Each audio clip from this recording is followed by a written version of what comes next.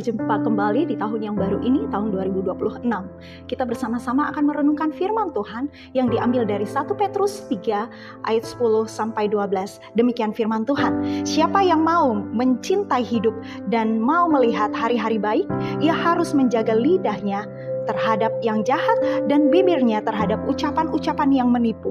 Ia harus menjauhi yang jahat dan melakukan yang baik. Ia harus mencari perdamaian dan berusaha mendapatkannya. Sebab mata Tuhan tertuju kepada orang-orang benar dan telinganya kepada permohonan mereka yang minta tolong. Tetapi wajah Tuhan menentang orang-orang yang berbuat jahat. Renungan kita hari ini berjudul Harapkan yang baik, taburkan yang baik. Setiap orang ingin hidup yang baik, diberkati khususnya di tahun baru 2026 ini.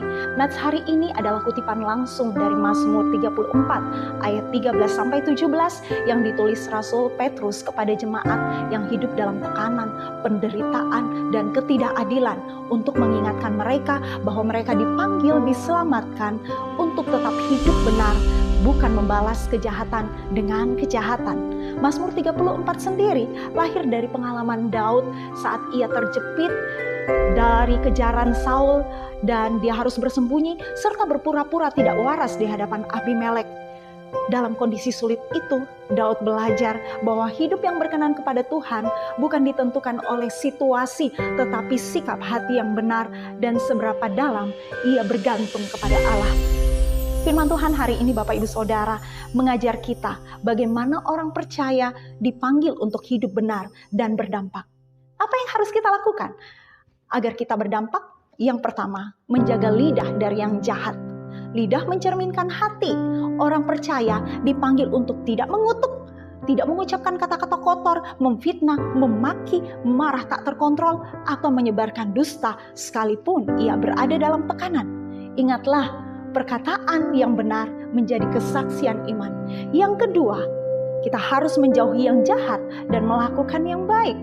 Bukan hanya berhenti berbuat jahat, tetapi aktif melakukan kebaikan. Iman sejati selalu terlihat dalam tindakan nyata, seperti Yusuf, Daniel dan kawan-kawannya, juga Yeremia yang tidak berkompromi dengan dosa, berani menyatakan iman dan taat pada kehendak Allah. Kekristenan bukan sekadar menghindari dosa, tetapi menghadirkan kebaikan kepada sesama. Dan yang ketiga, hidup dalam perdamaian.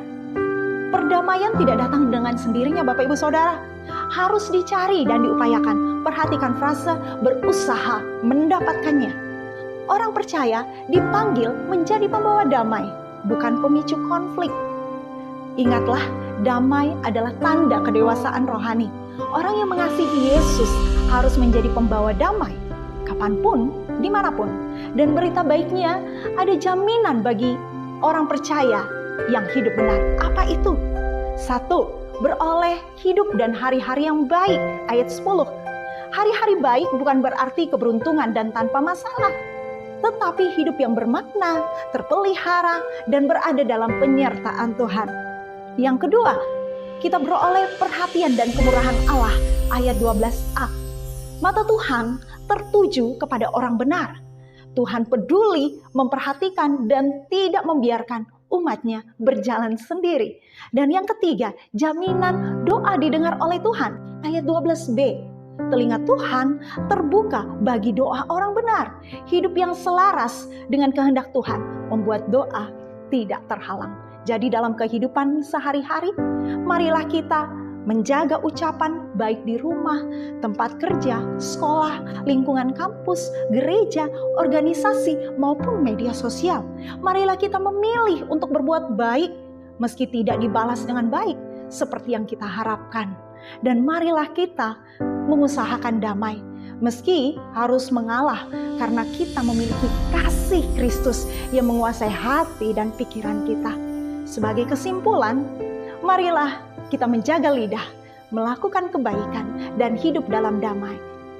Dan itu adalah kesaksian iman yang berdampak. Tuhan Yesus memberkati kita semuanya.